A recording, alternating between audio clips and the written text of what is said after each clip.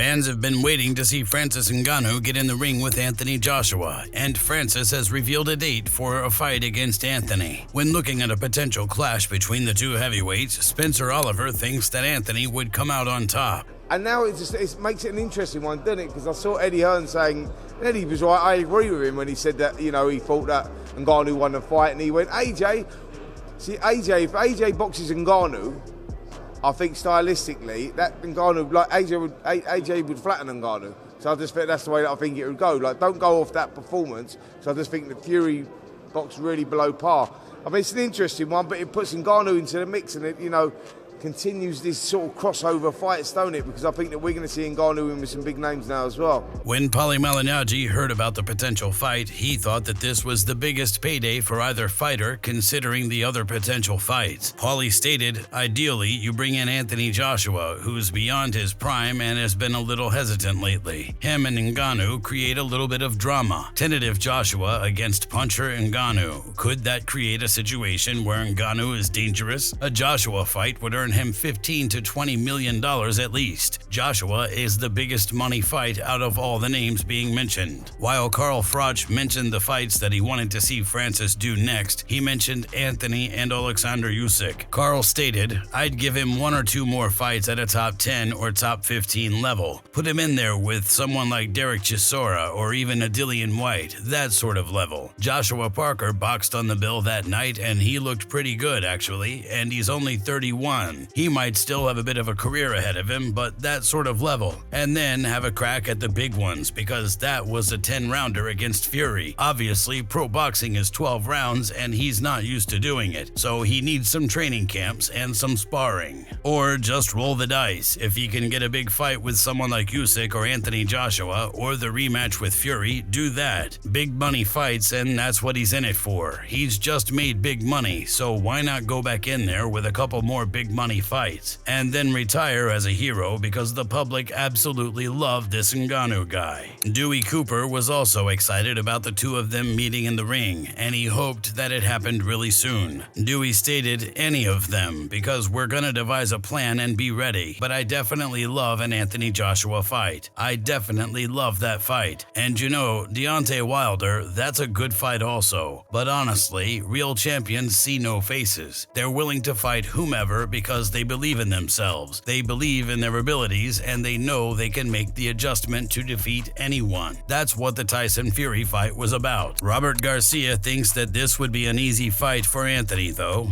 For Joshua? Why easy? He just beat Fury. He's a fucking easy fight for Joshua. Why do you say that, bro? An easy fight for Joshua. Does he stop him? Ngannou. What round, Peter? 2 rounds. Easy fight for Joshua. Easy. Why? Easy fight for Joshua. Those fights shouldn't be sanctioned.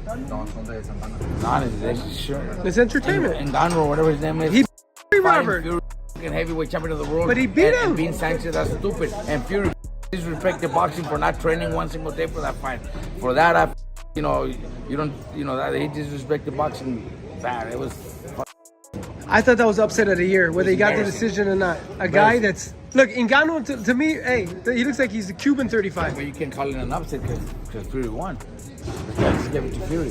So you can't call it an upset. Win the fight, but he looked like you can't call it a upset. Well, he dropped him. That's an upset. Yeah, but you can't call it an upset. He beat his on him. Yeah, but it's still not an upset.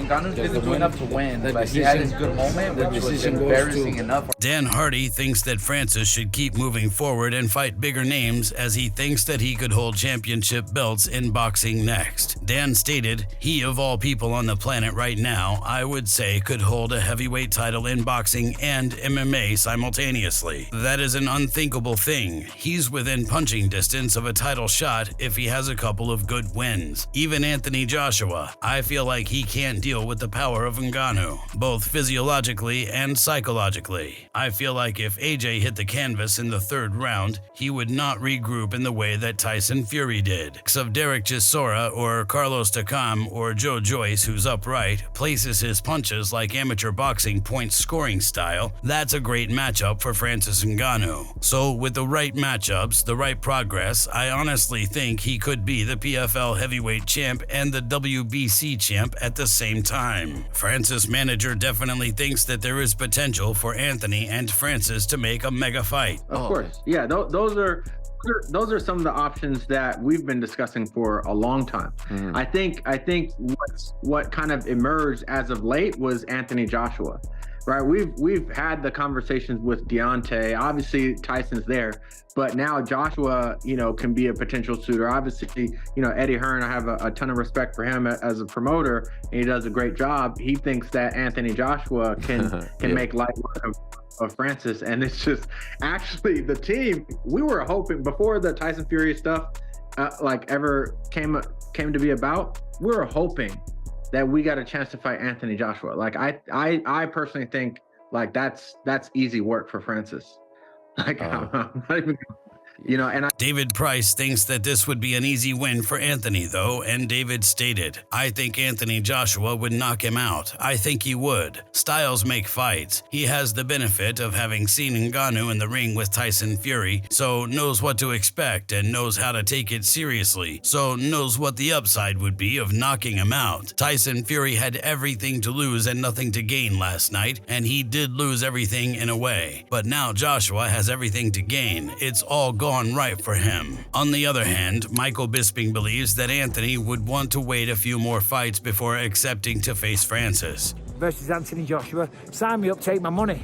But will that be the one? I really don't know. I don't know if that's the one that makes sense.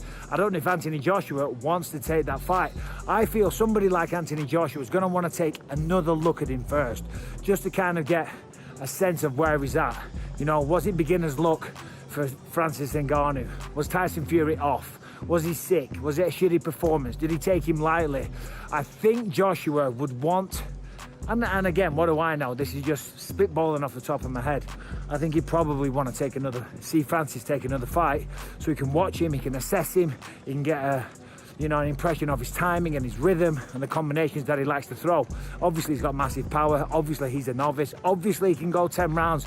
And clearly, the man has a chin because he did take some good shots off Tyson Fury. So, Anthony Joshua, maybe, sign me up, take my money. Meanwhile, David Higgins believes that Joseph Parker has earned the right to a rematch with Anthony next. David stated, "Joseph has earned that fight with Joshua, in my opinion, and the Saudis would see merit in Parker against Anthony Joshua. It might not be next, there might be a bit more work to do, but I think that's the fight fans want to see. It's a merit-based fight. In terms of opponents, Joseph will fight anyone, and if you look at all the names on his resume, from Derek Chisora twice, Joe Joyce, Joshua, Wilder, Dillian White, the list goes on, and he's still only 31 years old. We'll fight Anthony Joshua in a heartbeat. Everyone knows Joshua will fight him next, but I'm not sure that's an option. We'll obviously look at any option and see what comes forward." When Eddie Hearn about a rematch between Francis Ngannou and Joseph Parker, he pointed out that this wasn't on his radar at the moment. Eddie stated, "Yeah, look, you never rule out anything, but I don't think it's on the immediate radar." Zhilei Zhang believes that he should be next in line though, and he stated, "When you look at Joshua's potential fight with Filip Ergovic, it doesn't make that much commercial sense. If he comes to me, the whole of China, the UK, and the Middle East would be watching. Joshua's previous opponents have been southpaw, Usyk southpaw, Otto Wallin southpaw. He's comfortable and really been good at beating southpaws, and I'm a southpaw, so let's get it. Credit to Parker, but I want Joshua next." Meanwhile, Eddie Hearn has mentioned the next 3 possible fights for Anthony Joshua, and according to Michael Benson, Eddie Hearn has revealed that Anthony Joshua's next fight is now being planned for March in Saudi Arabia and named 3 potential opponents: Filip Ergovic, Zhilei Zhang, Francis Ngannou. Eddie Hearn originally thought that there was a possibility of the 2 of them meeting at the end of 2023, but that didn't happen. Eddie stated, "We'd take that fight on December 23rd, no problem. We're looking at that date for Joshua anyway. Maybe I'll reach out to them and say, listen, if you're looking for an opponent for Francis Ngannou, AJ's ready. December 23rd, no problem at all. I'd like more time promotionally to make that fight what it is, one of the biggest fights out there, but no problem." Eddie Hearn also believes that the fight between Anthony Joshua versus Francis Ngannou is more likely to happen since the fight against Deontay Wilder is pretty dead now. And he stated, "The fight's dead for now. The people who wanted to put the fight on no longer see that as the fight that it was. The numbers don't work now because Wilder's a busted flush at the moment. It's a mismatch in my opinion. If you enjoyed this video, make sure to subscribe and check out some of our other videos on the screen right now.